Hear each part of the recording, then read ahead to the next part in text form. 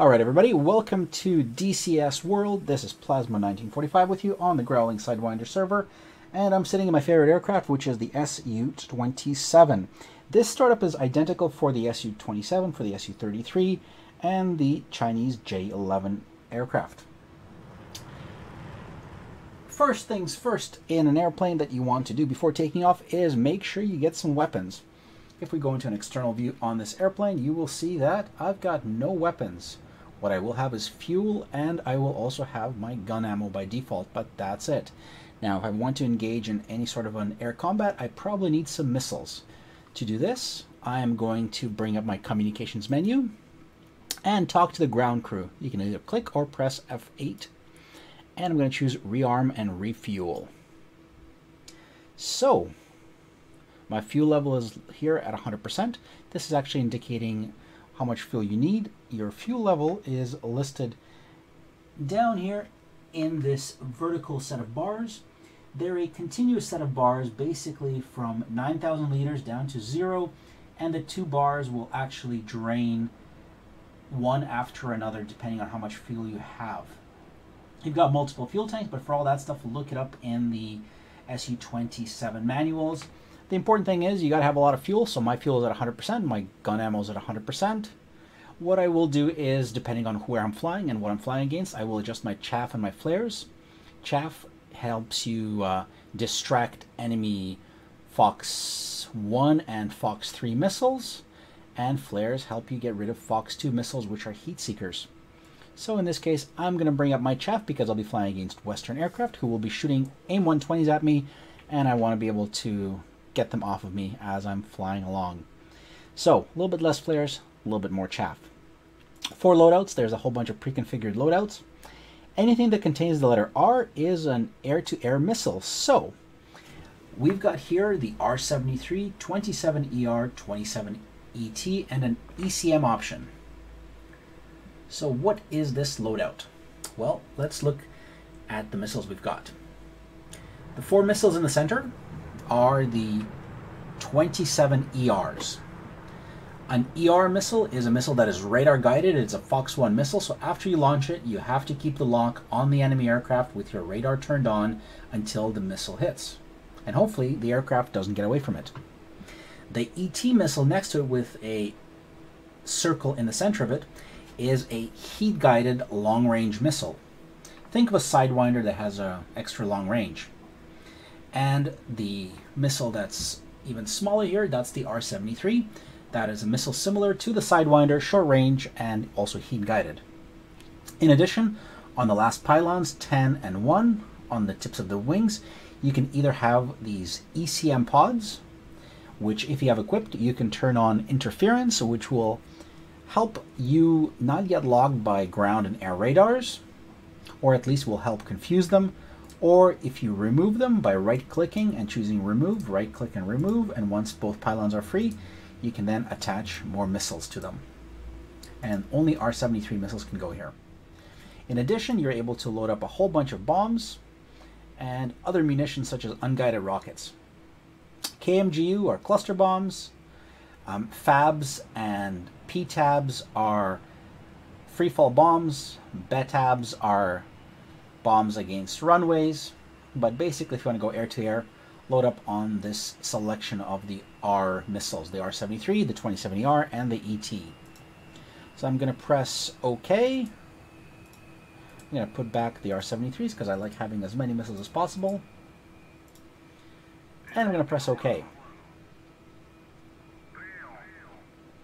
Once the ground crew says Priom, which means confirmed, they're going to start loading it up, and I can close up my canopy and get rid of some of this takeoff noise that I'm hearing. We can look outside of our airplane and take a look at our plane and see if the missiles are loading up, and there they are, slowly appearing underneath the plane. So, with our cockpit down, the next thing is to turn on our power. There is a key combination for that. I believe it's Shift-L, but you can bind it to something else. Once you've turned on power, you're going to have a few beeps, and I'll give you a quick tour of the cockpit. First things first, right in front of you, those are your weapon stations. If there is a weapon hanging off of a weapon station, it'll have a yellow dot. If that weapon is selected, a blue dot will appear underneath it. To the left, we have our gear and flap indicator. If the flaps are out, we'll get a blue light. So let's try that out. There we go. Now the flaps are being extended, and you can see that my gear is down. Also, the lever that's right next to that light is pointing down, which means that the gear is down as well. To the top right, we have our single multifunction display. This multifunction display is for air-to-air or navigation modes. It does not have a ground attack mode, but it can show you waypoints and enemy bandits through datalink. As well as it'll show you what your radar sees. Down from that, this little picture of an airplane, that is your warning indicator for radar locks. And it is one of the most important things to have. If it's beeping, that means the radar is scanning you, but it does not mean that you're locked. The lights will change depending on the direction of where you're being scanned from and what is scanning you. So, as you can see, it's gone to point at my behind, which means that somebody from my back is scanning me, and what that is a ground long-range radar. So the lights going from left to right are as follows. The very first light that is currently out is the indicator that an airplane is locking me or is detecting me. The following three lights, the one with what looks like a 3, an X, and an H, are the different types of ground radar. The second one from the left with the number 3 or the letter Z is long-range radar, followed by medium range and close range. Then you've got a blank spot and one with the letter S, or the English character for C. If that light is lit up, that means an AWACS is tracking you. The lights all around your plane that are not lit right now, the little circles, indicate the direction of the signal, and the bars that are around your airplane indicate the strength of the signal.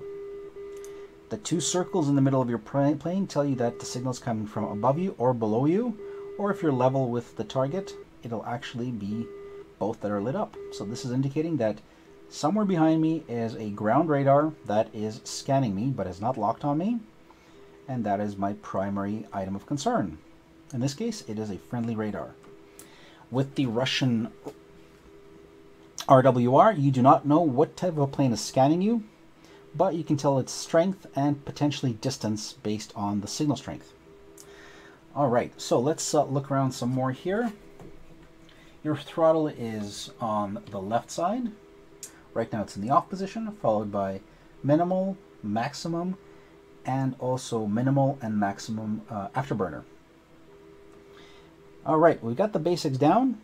We can also look at now starting up our plane. To start up both engines, you would press Shift Home. And once you've done that, you'll have two more lights that will light up, identifying that your engines have been started. This says that the left engine has been started and the right engine. You'll also see the RPM indicator spinning up. And right below it are the two indicators for the temperature of each engine, which will also start spooling up. Our fuel gauge is right there, saying that we have 9,000 liters. And we will just chill out for a second and take a look at our HUD. So currently our HUD is in navigation mode, mode 1, which is also reflected by our datalink / information display down here. The HUD will tell us where we're facing, our altitude, and our airspeed. Our airspeed is listed as 80 kilometers an hour, which is wrong. Our altitude is 2 meters above the ground. The letter P, or in Russian, the letter R, in the top right-hand corner will identify that it is a radar measured altitude. All right, the number right below it, by the way, is our distance to our next waypoint. We can keep pressing the key 1 on the keyboard to actually change our waypoint. So for example, this is our default waypoint for heading out. You can set those up in a mission editor if you want. Hit it again, and this is our return course of 17 kilometers. Hit it again, and it says 1.2, and it says POS, which is in Russian POS, or in English it's like weird letter 0 Charlie. Basically means that's where we land. So we're 1.2 kilometers away from our landing point if we were to land. So let's take a look at our displays here. We're now at 70% of RPM, which means we can give ourselves a little bit of thrust, which will then be reflected in our RPM gauge. But before we start rolling, what we want to do is we want to turn on our wheel steering. The wheel steering is the button that's right here. It's the little blue button, little blue switch, and that is also bound to one of the characters. Once it's flipped forwards, that means we can steer with our steering wheel. So I'll show you what happens with that. So once we've engaged our nose wheel steering, we're actually able to steer our plane. And this is crucial for taxiing because if the nose wheel steering is not engaged, we will not be able to, well, we won't be able to basically drive to the runway. Pretty straightforward. If I were to lock out my nose wheel steering, all I can do is steer with my vertical stabilizers, which is a pain, and I'll show you that. Let's go into external view, and we don't have anybody in front of us, so let's try driving around. So right now I'm using my vertical stabilizers to steer, and as you can see, it's not steering very well. I'm fully trying to turn, but it's not going anywhere. Now if I were to engage my nose wheel steering, which is now engaged, I can turn on a dime.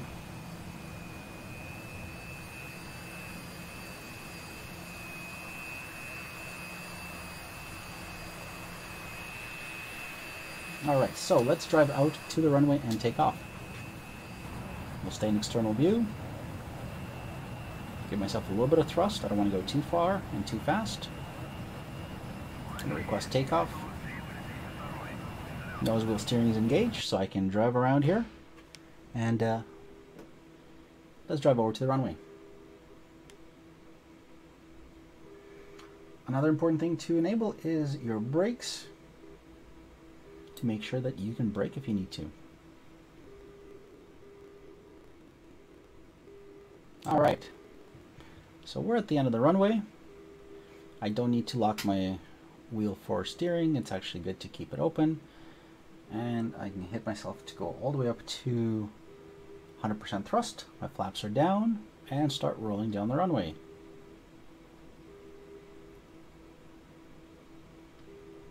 My speed is indicated by the larger number on the left top hand side, and when I hit 250 to 280 depending on my loadout, I'll be able to take off. So there we go, 260, pull back on the stick, and I am airborne. Next thing to do is to get rid of our flaps.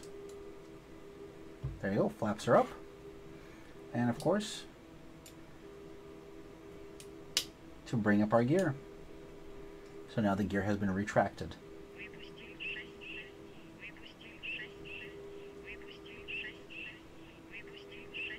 Now the plane is thinking that I'm coming in for a landing, so it's telling me to get the gear out. And I'll get out of the landing mode in mode 1, and I don't need to worry about that. One important thing to keep in mind about the multifunctional display. You only have one of them, and you can zoom in and out by pressing plus and equals, I believe, on the keyboard, or you can bind it accordingly, and you can zoom in and zoom out. One thing that always throws people off is the scale. So if you've ever looked at a map, the legend on the bottom will have a scale designator. Here, your plane is always in the center of the screen. What changes when you zoom in and out is your relative scale. So right now I'm in 1. That's the little number right there. What that means is that each one of those distance markers of 1 is 1 kilometer, about half a nautical mile.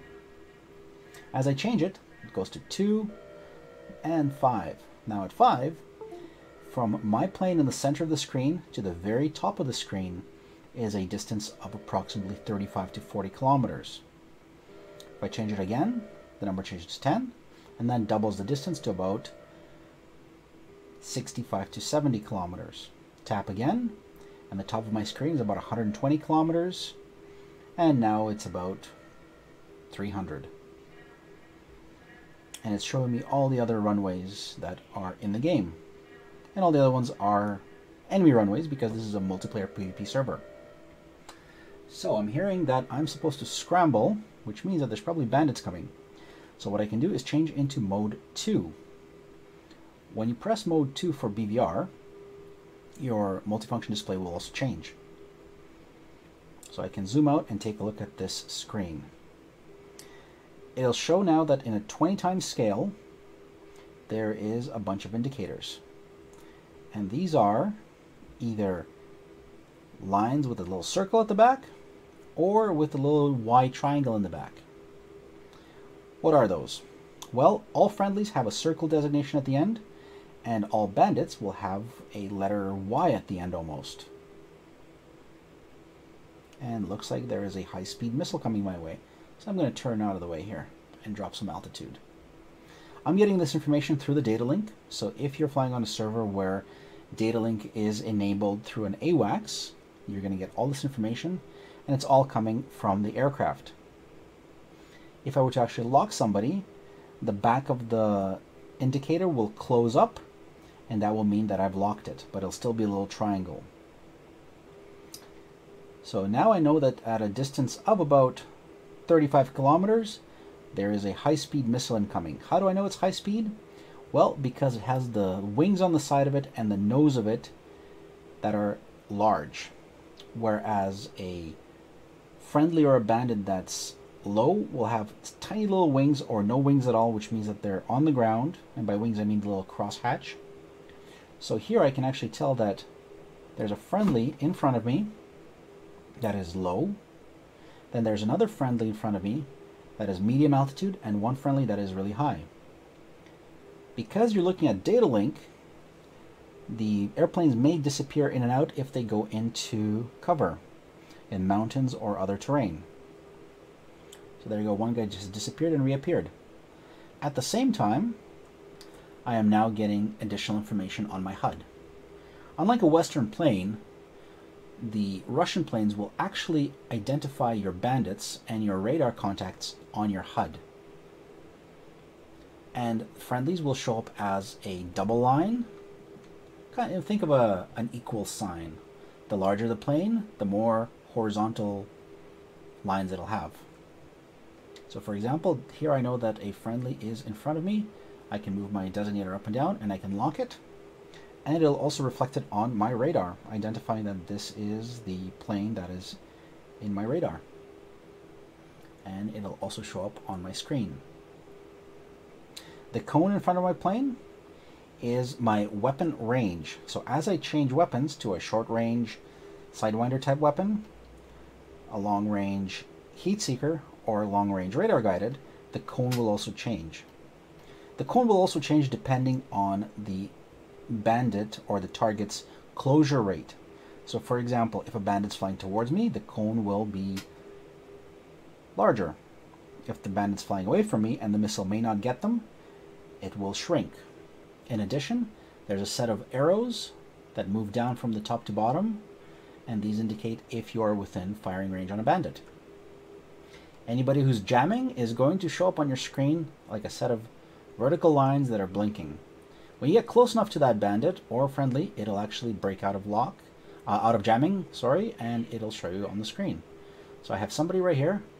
I've hit lock, and that is a bandit that is in front of me, mid-altitude.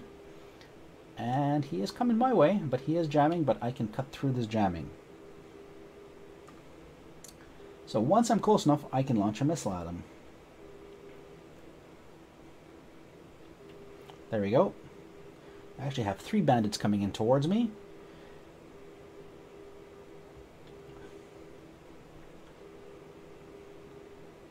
And I have some missiles being fired as well. Bandits will reappear and disappear off of your radar because, as I said, they could be going and hiding somewhere.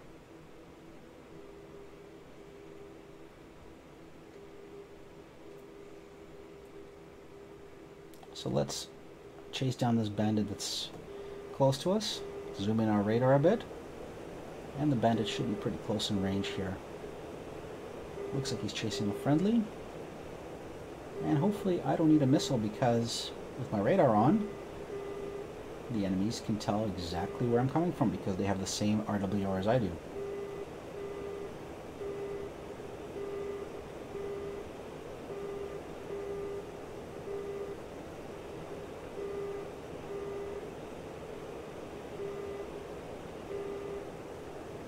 So I'm actually expecting a bandit pretty close to show up here.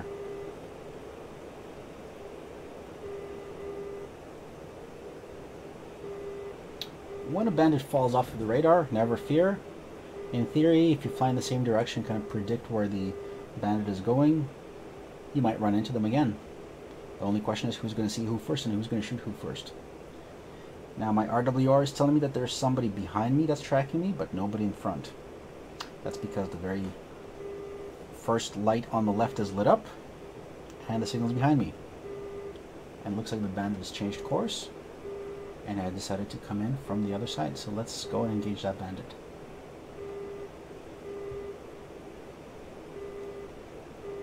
Looks like he's running through the valleys and hiding.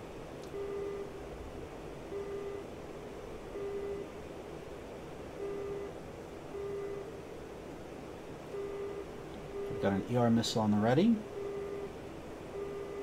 We've got a couple of friendlies coming in. That's the line with the circle. They're flying low. And they're also looking for that bandit.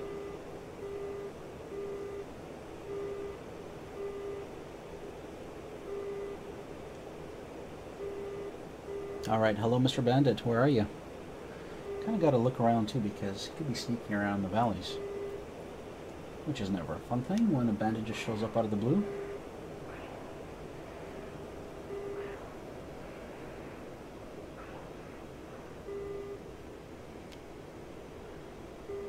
Looks like there's a missile launch above me. It's flying somewhere. But I don't think anybody has hit the guy that was hiding out here low in the weeds. So as you can tell there, in the symbols, it's an unknown target or possibly a bandit that's traveling very fast because it has a really long tip of the nose. It's flying towards me. I never like that. Probably a high-speed missile. So I'm going to release my chaff and see if I can get out of the way.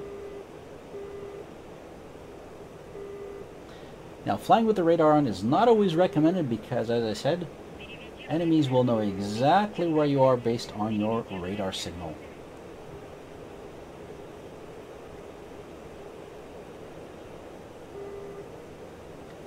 And it looks like this bandit is real active. He's right here on the other side of the mountains.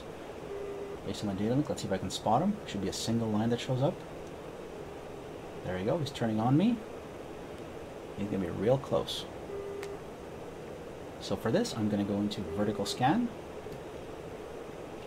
and see if I can lock him. Go full afterburner and start scanning for this guy.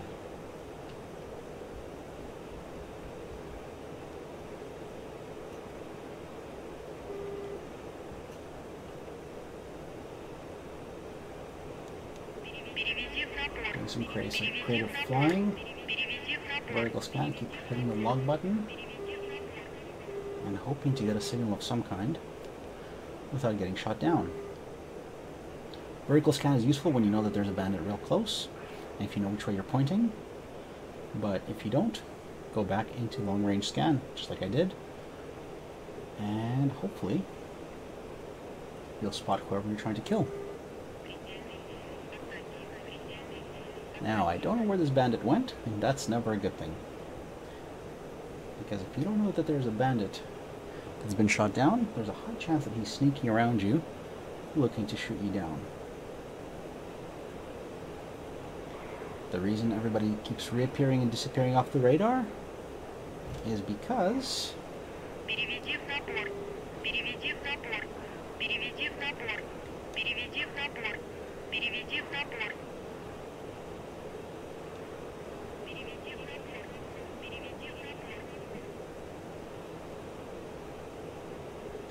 it's because the enemies are flying low. So again, I see a bandit coming in fast right here. There he is. Got him locked. He's going to go behind this mountain. I'm going to lose him. But I know where he is, which means that I should be able to pick him up again real quick here. Got to predict which way he's flying.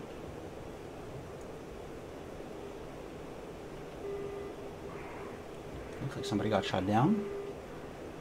Never a good thing. There we go.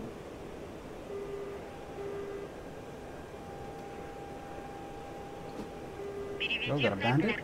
He's running. Send a Fox 1 his way. Fox 2, that is. I hope that's not a friendly.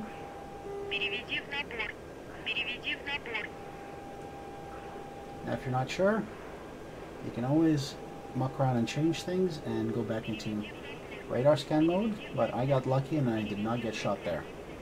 But there was somebody on my 6 o'clock locking me very aggressively, and that's the guy coming in behind me. So, what I'm going to do is get out a vertical scan and start looking for this guy. He knows where I am. He's coming right for me. I am pretty close to him, which means vertical scan is probably the best bet again to use here. I know where he's coming from. There he is on the data link. Give it some gas. I'm going to vector around him and try to get on the 6.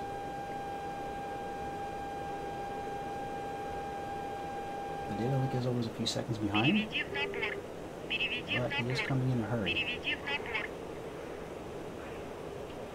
Hopefully I pick him up, or he'll pick me up.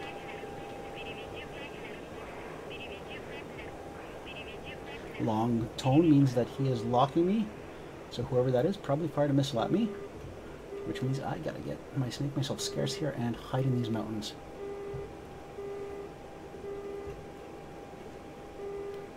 Oh yeah, somebody definitely wants to shoot me. Not a good place to be in. There we go. Bandit's turning right on me.